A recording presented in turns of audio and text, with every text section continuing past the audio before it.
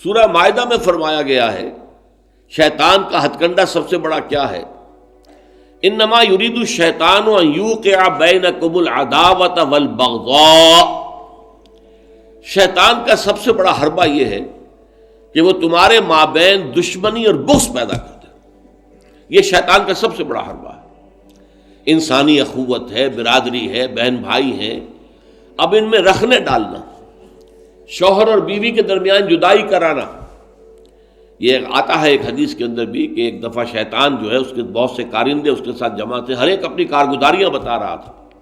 میں یہ کر کے آیا ہوں، میں یہ کر کے آیا ہوں۔ تو ایک نے کہا میں شوہر اور بیوی کے درمیان ناچاقی پیدا کر کے آ گیا ہوں۔ تو شیطان نے اسے شاباش دی کہ تم نے سب سے اچھا کام کیا۔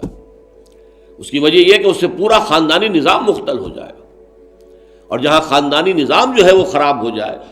تو پھر اس معاشرے کے تباہ اور برباد ہونے میں زیادہ دیر نہیں لگتی۔ تو یہ در حقیقت شیطان کا جو حربہ ہے ان یوقع بینکم العداوۃ والبغضاء، تمہارے مابین دشمنی اور بغض پیدا کر دے۔ تو یہ تبذیر اس کا سب سے بڑا ذریعہ ہے۔ اب دیکھیے کہ ایک بہت سرمایہ دار بڑا شخص ہے اور اس کی بیٹی کی شادی ہو رہی ہے، تو جو کچھ ہو رہا ہے اس کو دیکھنے والے ہو سکتا ہے اس کا کوئی باورچی ہو غریب، کوئی شوفر ہو، ڈرائیور ہو اس کی کار کا، کوئی چوکیدار ہو اس کی کوٹھی کا، کوئی مالی ہو اس کی کوٹھی کا، اور ان لوگوں میں سے کسی کے ہاں ہو سکتا ہے کہ بیٹی جو ہے بوڑھی ہو رہی ہو اور اس کے ہاتھ پیلے نہیں ہو سکتے، جو معاشرے میں کم سے کم جو تقاضے پیدا کر دیے گئے ہیں شادی کے لیے وہ بھی پورے کرنے کے لیے اس کے پاس پیسہ نہیں ہے۔ اب یہ سارا جو وہ دیکھے گا ریل پیل دولت کی، اور جو یہاں پر دولت لٹائی جا رہی ہے،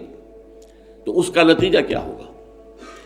اس کے دل میں شدید احساس محرومی پیدا ہوگا،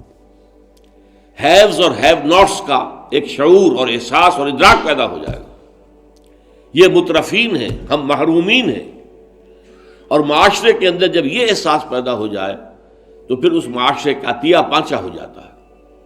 اس لیے شیطان کا جو عمل ہے کہ لوگوں میں بغض اور عداوت پیدا کر دیا جائے، تو تبذیر کے نتیجے میں بھی وہی شے حاصل ہوتی ہے۔ ان المبذرین کانوا اخوان الشیاطین وکان الشیطان لربہ کفورا۔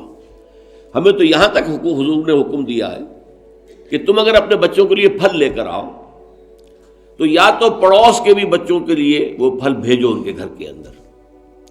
اور یہاں اگر تمہارے پاس اتنی ہی صرف مقدرت تھی کہ اپنے بچوں کے لیے کچھ لے آئے ہو، اس سے زیادہ کا امکان ہی نہیں تھا، تو یہ ضرور اہتمام کرو کہ ان کے چھلکے یا ان کی گٹھلیاں، آم آئے ہیں گھر میں تو آم کے چھلکے اور گٹھلیاں تو اپنے دروازے کے باہر نہ ڈالنا۔ تمہارے پڑوسی کے بچے دیکھیں گے کہ ان کے گھر میں آج آم آئے، انہوں نے آج آم کھائے اور ہمیں یہ میسر نہیں ہے، تو وہ احساس محرومی کا داغ ان کے اندر جو پیدا ہوگا وہ دلوں کو پھاڑ دینے والا ہے۔ یہ اور ہیں، ہم اور ہیں،